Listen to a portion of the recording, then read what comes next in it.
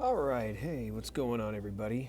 Welcome to another episode of Theological Sidebars. I am not in the office today, but I hadn't done one of these in a while. There's been a lot going on, but hey, just want to do a quick one with you. I thought there was an interesting article I wanted to look at. I'm going to show you what I found, and let's just talk about it. John Piper lists 5 ways churches can move away from casual coffee sipping culture. So that's the story, right?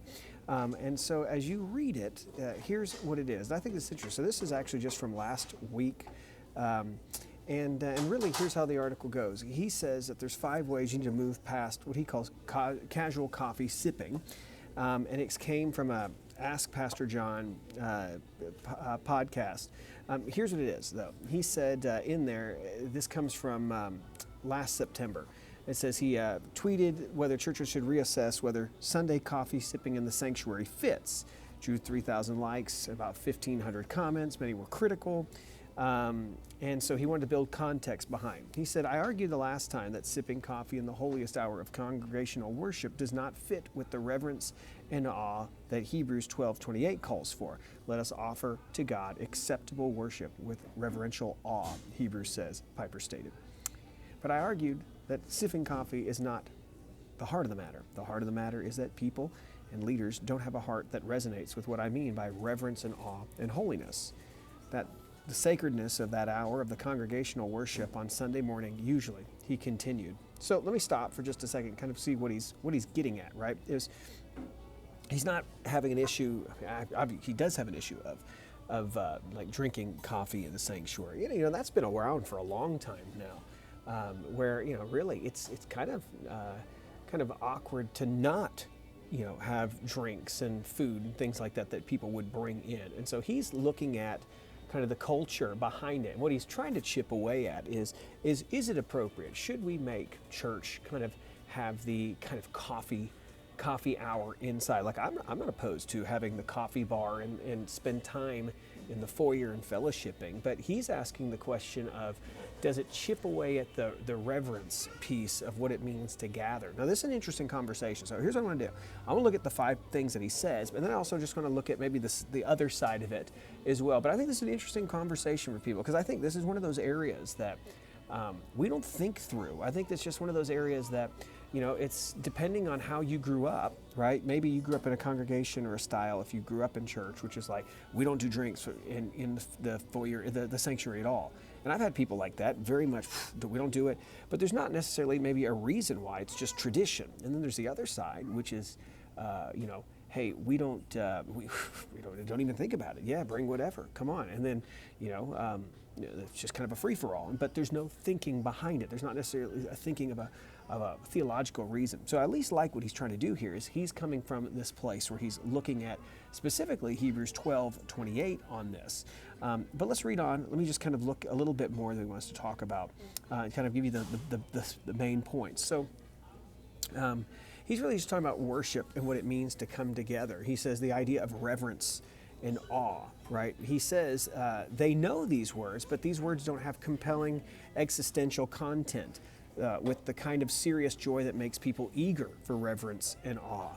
They're just words, right? So he goes on. He says that we need to move away from the atmosphere of casual, chipper coffee sipping, entertainment-oriented gathering to a more seriously joyful, reverent, deeply satisfying encounter with God, right?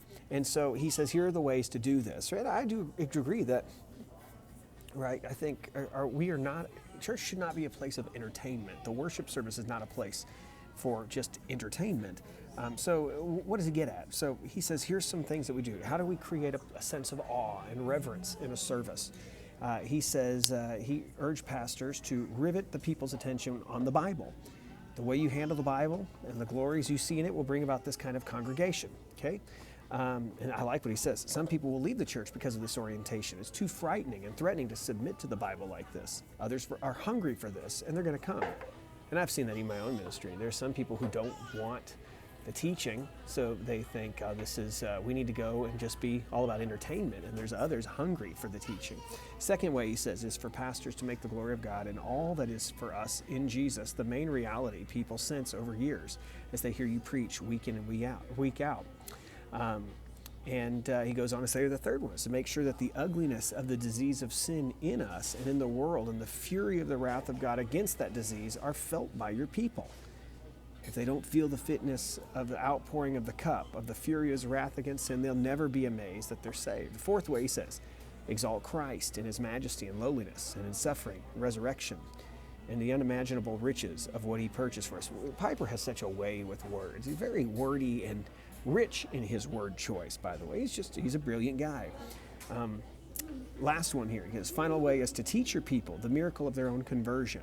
Teach your people that they're supernatural beings. And he talks about the miracle, the idea that the fact that we even gather together, right? This is not a gathering of natural people. This is a people of how we are, how we've been saved. That's a miracle. God created and brought us together, right? So he says, may I venture to say that preaching like this over time will create in your people an eagerness to encounter God in his word in a way that will make coffee sipping seem out of place.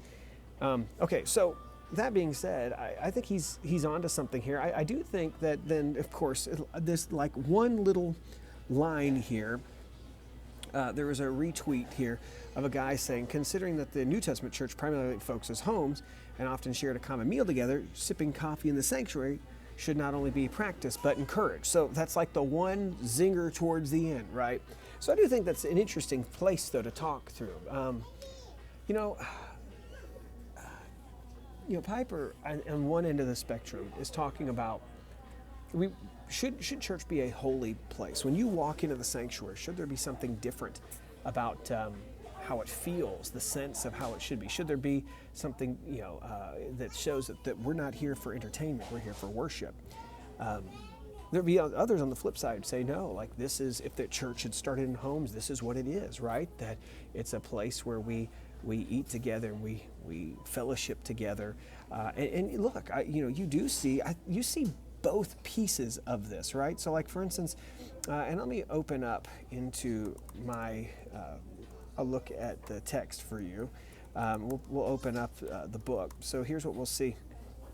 Like for instance, let me open here. Let's go to Acts. So at Pentecost, right? So those who accepted this message were baptized, and that day about 3,000 people were added to them. They devoted themselves to the apostles' teaching, to the fellowship, to the breaking of bread, and to prayer. It goes on to say, look at 46. They devoted themselves to meeting together in the temple, broke bread from house to house. They ate their food with joyful and sincere hearts, praising God and enjoying the favor of all people. Okay, so stop here. There are two things here. I want to make a distinction. Now, granted, I don't know how you can see this on the screen, but I'm going to go back. Okay, they devoted themselves to prayer, right? They devoted themselves to fellowship, to teaching, to breaking of bread. So obviously they're eating together, spending time together. That's one piece. Notice that last part though, right? That they not only were there, but they devoted themselves meeting together in the temple. I guarantee you that they're not doing that in the temple, right? That their worship, how they were in the temple, was a little bit different than what they were doing in the home. And I would say it's probably the same way that it was when they would be in synagogue and they were meeting. So there seems to be a difference of how this. I think sometimes we have this kind of like romanticized look at what the early church was like. It was all just home church and everyone was just sitting around tables, eating food and having Bible study and praying. And there might have been places like that where it was at a time. And I do think that that's a reason why churches should have fellowships, and I think they should spend time eating and spending time together, right? But there should be the other side, and I think that we've seen it through the practice of how it was in Israel, how it was in the early church as well, through being in the temple, being in synagogue, that there is a place of like, do we recognize as well that it's not just about the fellowship piece, that there should be a place of reverence and awe. And so, of course, inevitably in all of this, it does. Where does that balance look like, right? So is coffee? I don't know. If you want to think through and kind of comment what you think on that, that's an interesting kind of question to ask. Coffee sipping in the sanctuary, should you do it? Should you not? Does it say anything about reverence or holiness for the church? Interesting enough. Like, just throw your comments down here and let's kind of work through that and think through that together.